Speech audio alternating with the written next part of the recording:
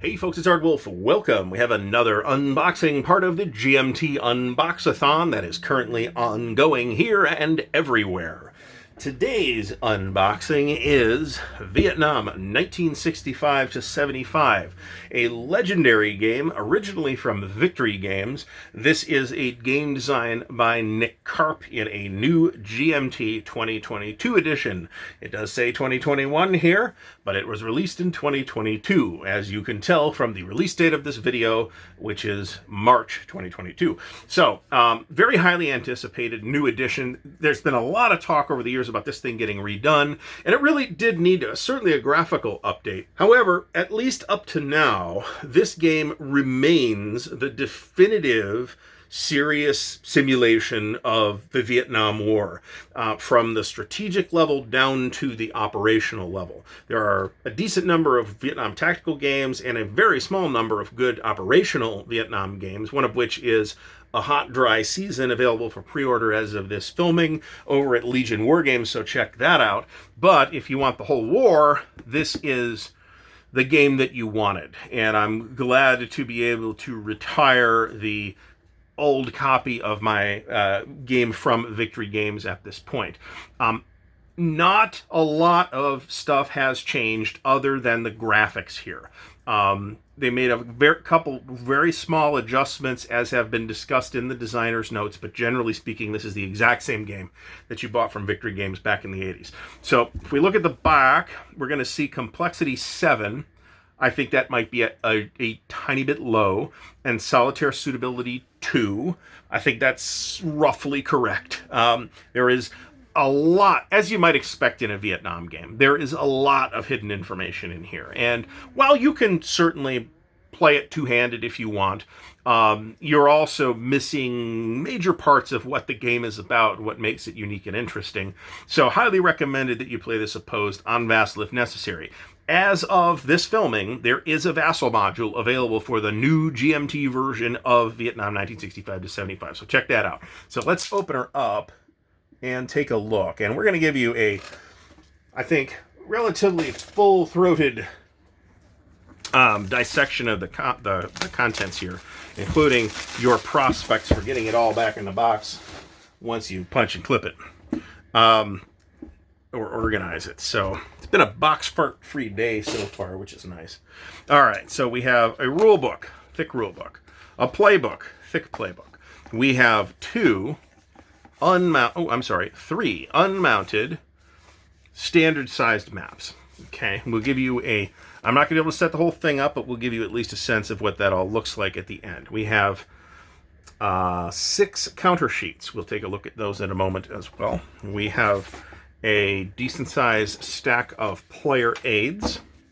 We have 2 6-sided dice in thematically appropriate colors. And we have an insert. What do we do with the insert? Throw it away. That's right. Okay, and you know, no, I'm not shocking anybody from GMT by doing that, right? Those are there really to keep the stuff from shipping on their from shifting in the box on their long journey from China, and not necessarily intended to expedite organization on the consumer end. So, but we're just going to toss it up front because I don't have to worry about packing it again because this is not leaving my hands. So if you're going to ask, I'm not an expert on this game, but I have played a couple of the scenarios. I haven't played the campaign. A lot of people are really intimidated by the campaign, and it's a lot, but you also are getting, you know, a view of this Vietnam War that you're not really going to get anywhere else. I wanted to give you a look at the map, but then when I set the south map up, you're not really seeing anything but the Mekong Delta here. So this is the north map as well, to give you a sense of what the mountainous interior of Vietnam looks like. And of course, we've got Laos and Cambodia on parts of the map as well. So we'll leave that set up for a second. Take a look at the player aids. Okay, so we have a good-sized stack of player aids here. One of them is, we get 2 of these. Terrain effects chart on one side and the CRT on the other side. This is It's not necessarily obvious just looking at it, but it's a relatively unconventional CRT, so don't assume you know what these numbers mean offhand. I think they actually kind of do mean what you think they mean, but the way you get at the numbers is a bit interesting. We have 2 of these big 11 by 17 fold-out cards, on the front of which we have population control. This is for the campaign game. Strategic bombing, blockade, and morale. And again, we get 2 of those. Here we have an operations flowchart. This is a really nice idea as well. I'm not sure if I remember if this was in the original game or in one of the magazines or something like that, but the game works around operations, and you declare operations and then execute the operation, and then the non-operating player can react to that operation, and then those units are generally done for the turn. And you get a flowchart to kind of explain how you do that, and there's different kinds of operations like search and destroy, or clear and secure, or security, or bombardment, and so forth. So, and you get 2 of those as well, which is nice. All right, we get a sequence of play, which includes, it's a bit of a really easy sequence of play because most of the action happens in this operations phase when you're doing operations, right? Seasonal interface, we get a complete breakdown of that. It is a seasonal turns game, but a lot happens in a turn too. Here's the NLF record sheet. Here's the SVN record sheet. You presumably intended to photocopy those. Here is the alternate population control sheet. Again. Allied holding boxes. You got, of course, U.S. Marines and ARVN. U.S. record sheet. And then you have the NLF and Viet Cong holding boxes as well. So that's pretty cool. So I wonder to what extent, and I won't be able to tell you this now, but I wonder to what extent the rules have been rewritten for this, even if it's essentially an unchanged game system. Certainly they have been represented, and the presentation looks really nice. It is a full-color rulebook, although there's not that much color in it thus far. Looks like there's good examples. Good illustrated examples. And of course you're getting a whole playbook here too, so there's that. And this thing amounts to, what do we say, 54 pages? 44 pages actually, with an index in the back, which is nice. We have a lengthy suggested reading list. So this was something that I struggled with actually, because I don't know how to get started reading about the Vietnam War. What do you start with? Certainly there's some stuff, but there's also some stuff that you shouldn't read anymore, right? Because it's vastly outdated and or superseded by newer information. So I'm glad to see that there's a big bibliography in here.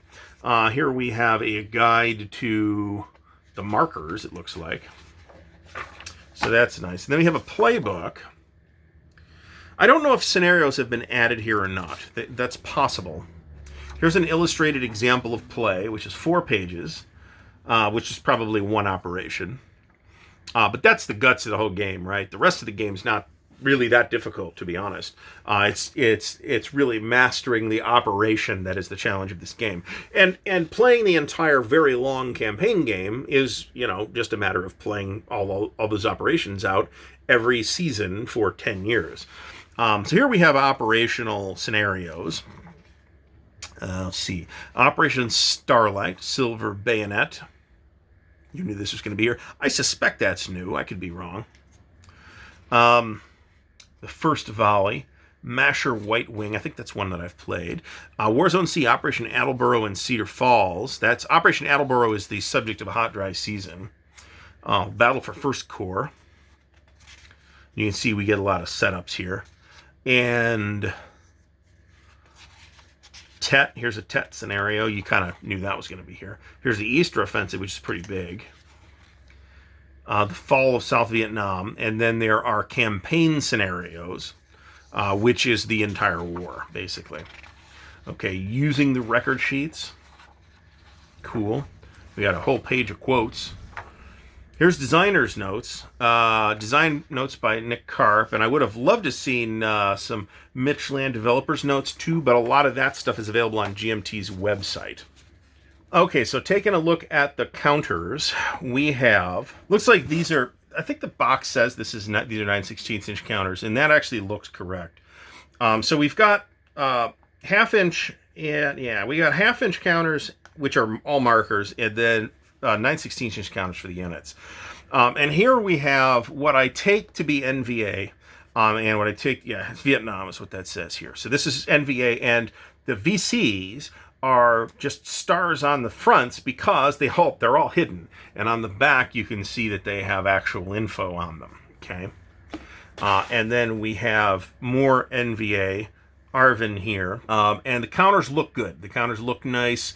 One of the challenges of a lot, not all necessarily, but a lot of Victory Games titles is that I am 30 or 40 years older now, and those counters were hard to read 30 or 40 years ago, and they're damn near impossible to read today.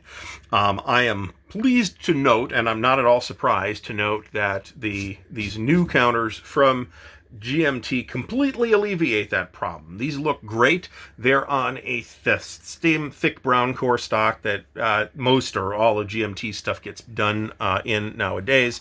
So there's two greens here. There's the lighter green for U.S. Army and the darker green for the Marine Corps. And then we've got some Koreans and some Australians and some Thais. And looks like we've got some naval assets over here.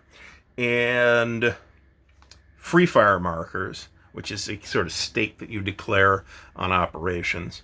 And then you have these markers for ops complete.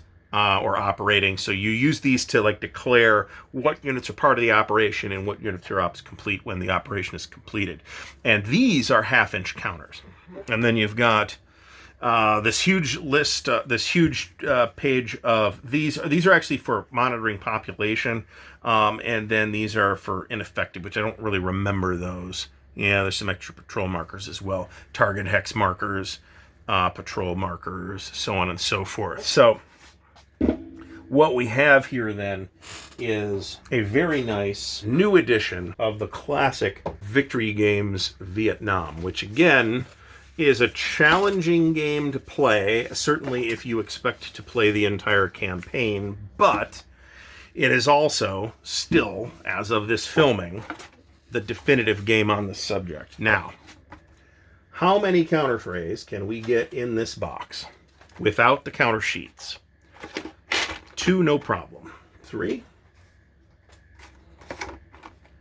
Yes, I can get 3 counter trays in this box. That says to me that I can, now again, we threw the insert away. That says to me that I can happily organize this game inside its proper box in 3 counter sheets. I believe 1 sheet of 1 tray for the markers, 1 tray each for each side. I think that's more than adequate. So that looks great. It is in the 3-inch box, if I didn't say this already. So that's a huge help when it comes to trying to get all this stuff back in. So the classic returns, Vietnam 65-75 by Nick Karp and GMT Games, brand new from GMT, directly off the truck. So thanks very much for watching.